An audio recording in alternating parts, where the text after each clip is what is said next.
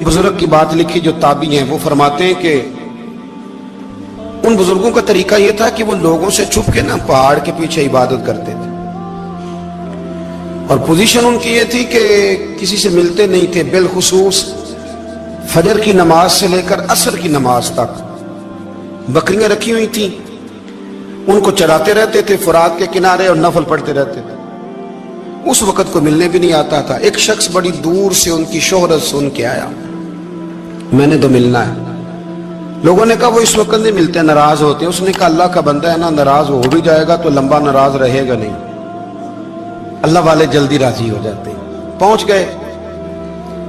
اب وہ بابا جی نماز پڑھ رہے تھے تو کہتے میں نے عجیب منظر دیکھا کہ بابا جی فرات کے کنارے نماز پڑھ رہے ہیں اور ایک بھیڑیا ان کی بکریوں کی حفاظت کر رہا ہے۔ کہتے میں حیران رہ گیا کہ بھیڑیا تو بکریاں کھایا کرتا ہے اور یہاں چرا رہا ہے۔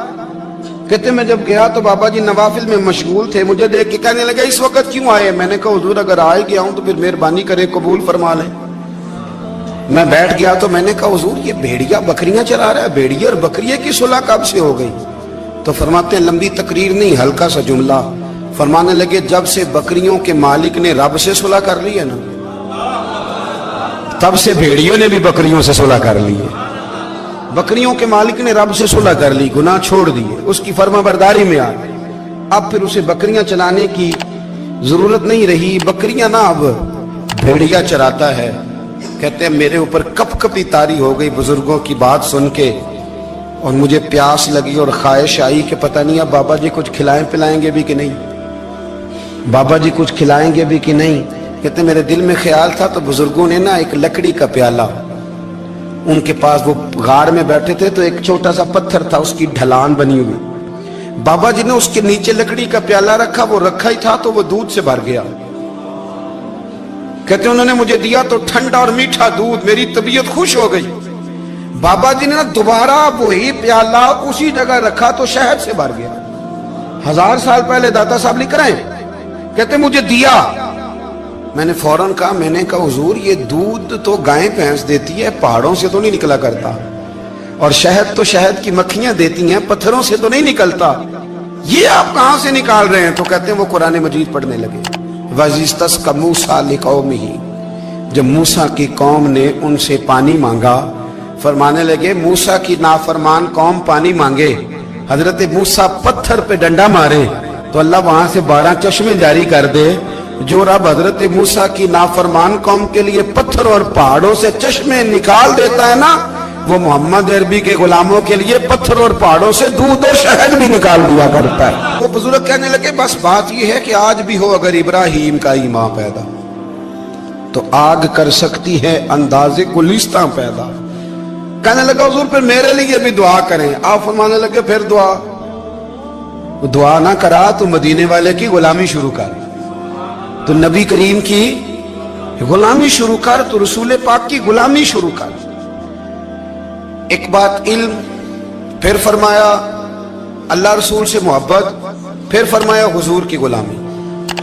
اس سے سارے مکاشفات کھلیں گے، اس سے سارے مشاہدات کھلیں گے، اسی سے کرامتیں ملیں گی، اسی سے مقبولیت ہوگی، اسی سے اللہ نبی کی بارگاہ میں درجہ ملے گا۔ پھر داتا صاحب آگے بڑھتے اور داتا صاحب فرماتے ہیں صوفیاء کی ایک جماعت ہے جو کہتی ہے ہم نے تو کبھی اپنی زبان پر دکھ بیان ہی نہیں کیے، ہر شے اپنے رب رسول کے حوالے کر دی، ہر شے اللہ رسول کے۔ اور داتا صاحب کہتے ہیں کچھ ایسے بھی ہیں جو دعا بھی نہیں مانگتے، لوگوں کے لیے مانگتے ہیں، اپنے لیے نہیں مانگتے۔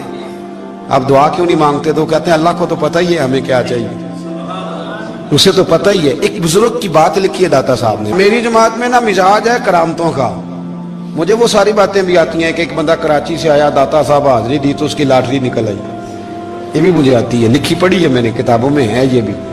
ایک بندہ، یہ ساری باتیں نا آتی ہیں کرامتوں میں، بڑی ساری چیزیں لوگ بیان کرتے ہیں کہ میں وہاں آیا اور میں نے حاضری دی تو موج لگ گئی، یہ ساری باتیں آتی ہیں۔ ہمارے پرانے بزرگ اور بھی قصے سنایا کرتے تھے، ساری ہمیں چیزوں کا پتہ، پر جو عنوان ہے نا وہ حضرت شیخ ابو نور کہتے ہیں کہ ایک بندہ داتا صاحب کے مزار پہ گھوم رہا تھا، داتا 10 روپے دے، 10 روپے دے، 10 روپے دے، تو ایک بندہ بڑی دیر سے اسے دیکھ رہا تھا، وہ کہنے لگا داتا نے تجھے کیا دینا ہے، ادھر آ میں دوں۔ اس نے 10 دیے، بندہ بڑا حسین تھا، ہنس پڑا، कहने लगा दाता तेरे भी सदके जाऊं, दिन आने लगा तो मुनकर से ही दिलवा दिए, जो नहीं मानता उसी से दिलवा दिए।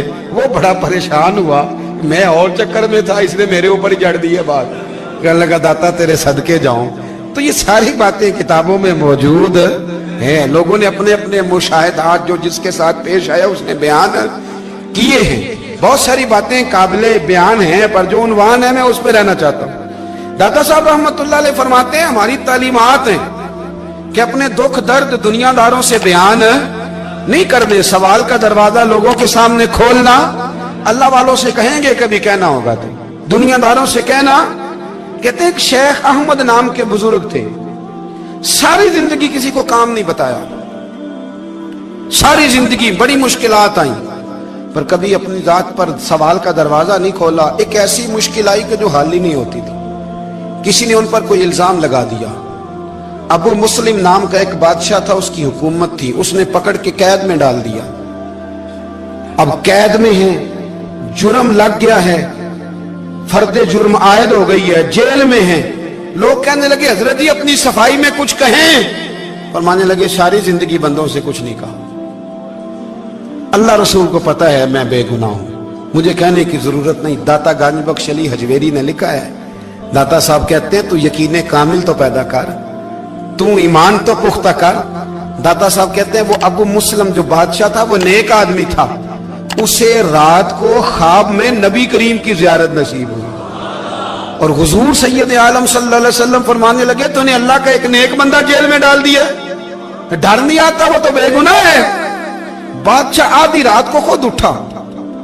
दादा साहब फरमाते हैं किसी गार्ड को नहीं भेजा, पुलिस वाले को नहीं भेजा, जेलर से नहीं, खुद गया, जाके जेल का दरवाजा खोला, दरवाजा खोल के उस दरवेश को आजाद किया। कहने लगा बाबा जाओ, मुझे पता चल गया बेगुनाह है। बाबा जी सलाम करके जाने लगे तो बादशाह फिर आगे आया, हाथ बांधे, हाथ चूमे, कहने लगा हुजूर आप बड़े नेक हैं, मेरे लिए कोई हुक्म हो तो बताइएगा, मेरे लायक को खिदमत हो तो बताइएगा।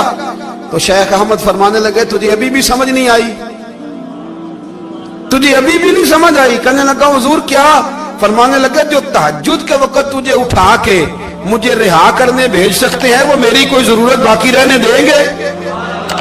मुझे कोई जरूरत पड़ेगी किसी और को कहने की? जो तहज्जुद के वक्त तुझे उठा के भेजते हैं कि जा खोल जाके दरवाजा, वो जरूरत रखेंगे मेरी? जरूरत मुझे रहेगी कि मैं तुझे और कोई काम, अभी में तुझे समझ नहीं आई? तो दाता अली अजमेरी रहमतुल्लाह अलैह फरमाते हैं असल में हमारी तबीयत है, हमने बंदों से दिल लगा लिया है। दिल अल्लाह रसूल से लगाओ, किसी बंदे से लगाना तो उससे लगाओ जो अल्लाह वाला हो।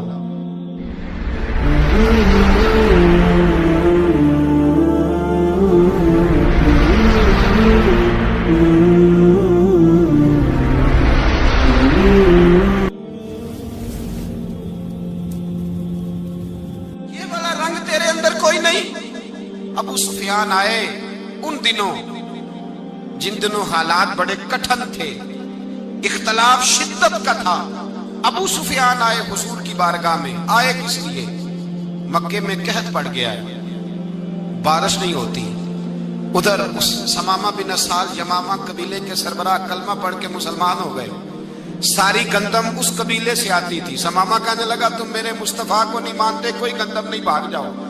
एक बारिश कोई नहीं, दूसरी गंदम कोई नहीं। अबू सुफियान तड़प के दरे रसूल पे हाजिर हुए। अभी थोड़े दिन गुजरे हैं, ओहद में हुजूर के दांत शहीद किए। अभी थोड़े दिन गुजरे हुजूर को सताया है। अभी थोड़े दिन गुजरे हजरत अमीर हमजा का कलेजा निकाल के चबाया है।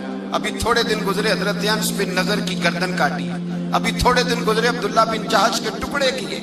अभी थोड़े दिन गुजरे हुजूर को सताया है, तड़पाया है। पर हजरत अली शेर खुदा फरमाते मैं मानने वाला उस रसूल का हूं, इसके दांत शहीद हो गए। ओहद के अंदर सारी दाढ़ी लहू से भर गई। फरमाते मैं रो पड़ा और मैंने कहा महबूबा आप नहीं मुझसे बर्दाश्त होता, दुआ करें अल्लाह इन पे अज़ाब नाज़िल करे। उठाए हाथ, आप दुआ करेंगे तो अल्लाह तबारक व तआला दो पहाड़ियों में पीस डालेगा। हजरत अली कहते हैं मैंने अर्ज की तो हुजूर ने हाथ उठाए और दुआ क्या दी, अल्लाहुम्मा हदी कौमी फइन्नहुम ला यअलमून। अल्लाह मेरी कौम को हिदायत दे दे, ये जानते नहीं ये क्या कर रहे हैं। अल्लाह इन्हें हिदायत दे। ये इखलाक हसना का मेयार थोड़े दिन पहले हुजूर के साथ ये रवैया। अबू सुफियान अब बेहाल हो गए, बच्चे भूख से मरने लगे, जानवर प्यास से मरने लगे। अबू सुफियान छुपता छुपाता कहने लगा चारा कोई नहीं, मुस्तफा के पास जाना ही पड़ेगा। अबू सुफियान मदीने पहुंच गए।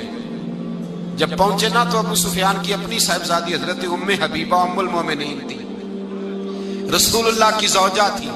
अबू सुफियान जब आए तो हजरत उम्मे हबीबा के पास सीधे उनके घर गए बेटी से मिलने। हुजूर का बिस्तर बिछा हुआ था, हजरत उम्मे हबीबा हुजूर की ज़ौजा उम्मुल मोमिनीन बिस्तर बिछा है। अबू सुफियान बैठने लगे, जनाब उम्मे हबीबा कहने लगी अब्बा जी ठहर जाएं। वो ठहरे तो बिस्तर समेट दिया। कहने लगे बेटी शायद तेरे घर में कोई कीमती बिस्तर नहीं, गुर्बत छुपाने के लिए बिस्तर समेट रही हो। जनाब उम्मे हबीबा कहने लगी अब्बा तू मुसलमान नहीं ना हुआ, अभी तेरी सोच काफिरों जैसी है। तू यहाँ आके खड़ा हो ना जहाँ मैं खड़ी हूँ, फिर तुझे रसूलुल्लाह की मोहब्बत के रंग का पता चले। तू अभी खड़ा वहां है जहां तुझे कुफर ही कुफर सुनाई और सुझाई देता है। बिस्तर इसलिए नहीं समेटा कि माज़ अल्लाह कम कीमत था, मैंने इसलिए समेटा है कि तू नजस है, नापाक है, अभी कलमा नहीं पढ़ता। और ये उस रसूल का बिस्तर है कि जो बिस्तर में मौजूद होते हैं तो जिब्रील अमीन कुरान लेके तशरीफ ले आते हैं। तेरा वजूद इस काबिल नहीं कि यहाँ बिठाया जाए। नबी पाक सल्लल्लाहु अलैहि वसल्लम की बारगाह तक अबू सुफियान आए। अबू सुफियान कहते मुझे उम्मीद नहीं थी, अभी सोच नहीं ना बदली थी। कहते मुझे उम्मीद नहीं थी, मेरा ख्याल था वो शिकवे करेंगे, शिकायतें करेंगे, वो कहेंगे तुमने भी तो बड़ा कुछ किया है ना। अबू सुफियान कहते हैं मैं कुर्बान जाऊं, मैंने ये रंग देखा तो मदीने की फिजा वैसे ही बड़ी ठंडी थी, लेकिन मुस्तफा करीम के साथ जब मैंने बात की तो मेरे वजूद पर गिरिया तारी हो गई, मेरे ऊपर कैफियत तारी हो गई, मैं तड़पने लगा। कहते मैंने कहा महबूबा मैं आया हूं, आपका कलमा पढ़ते ही समामा ने गंदम बंद कर दी है, बारिशें रुक गई हैं, मक्के के लोग भूख और प्यास से मरने लगे हैं, महबूबा बेटियां रोती हैं, या रसूल अल्लाह माएँ उनकी छातियों में दूध खुश्क हो गया है, बच्चे बिलकते हैं। अबू सुफियान कहते हैं मैं दुश्मन था, सारे मक्के के लोग दुश्मनी करते थे, लेकिन जब मैंने ये लफ्ज कहे ना अचानक मेरी नजर उठी तो मुस्तफा करीम की तो आंखें आंसू बरसा रही।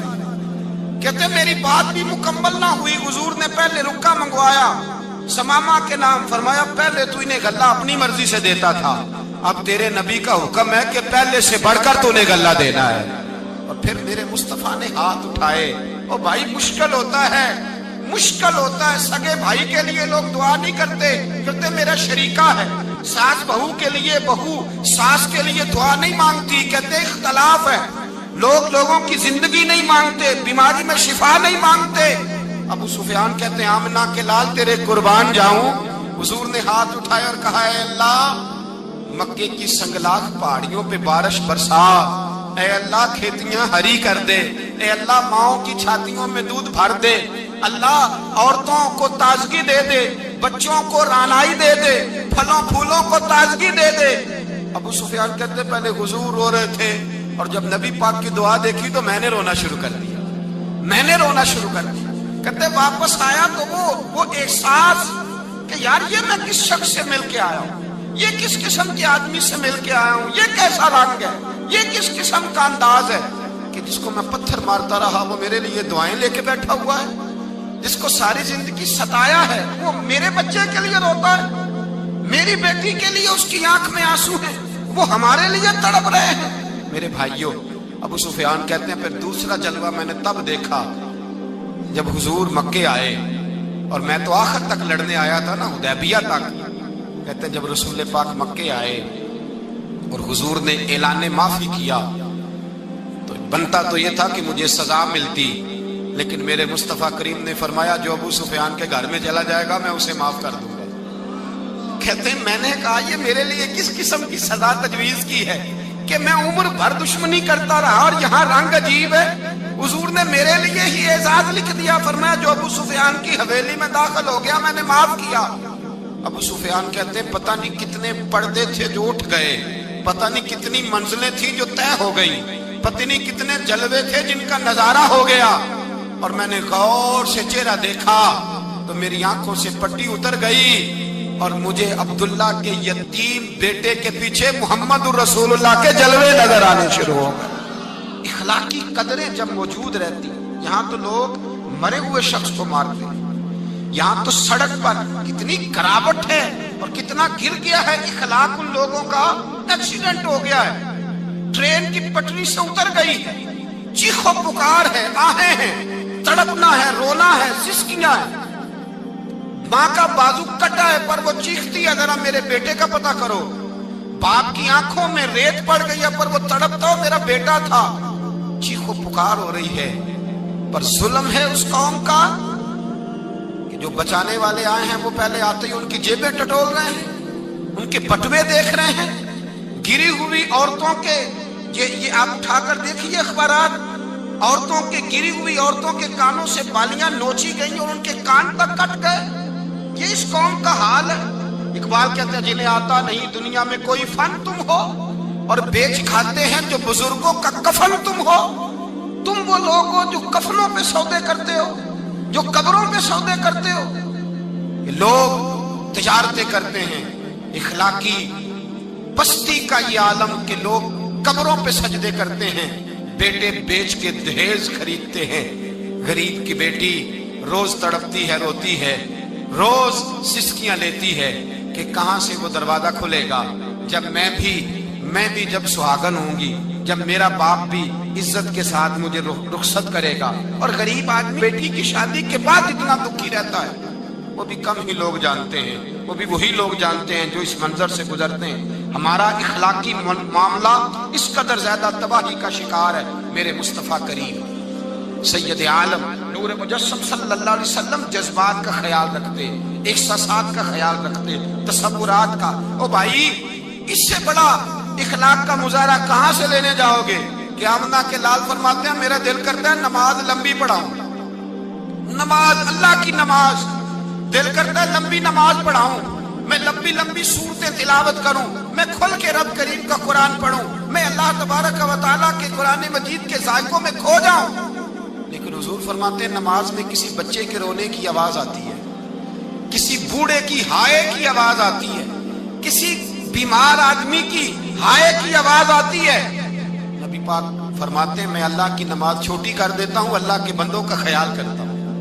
میں رب کی نماز چھوٹی کر دیتا ہوں، رب کریم کے بندوں کا خیال کرتا ہوں۔ خدا کے بندے تو ہیں ہزاروں، بنوں میں پھرتے ہیں مارے مارے، میں اس کا بندہ بنوں گا جس کو خدا کے بندوں سے۔ میرے حبیب کریم سید عالم صلی اللہ علیہ وسلم نے فرمایا اللہ کریم نے بندے کو، مخلوق کو پیدا کرنے سے پہلے جو تحریر سب سے پہلے لکھی تھی نا، اللہ نے اپنے پاس جو جملے سب سے پہلے لکھے تھے بندے بنانے سے بھی پہلے، وہ فکر یہ تھے کہ ان رحمتی سبقت اعلی غضبی، رب کریم نے لکھا تھا بے شک میری رحمت زیادہ ہے، میرا غضب زیادہ نہیں ہے۔ اس نے لکھا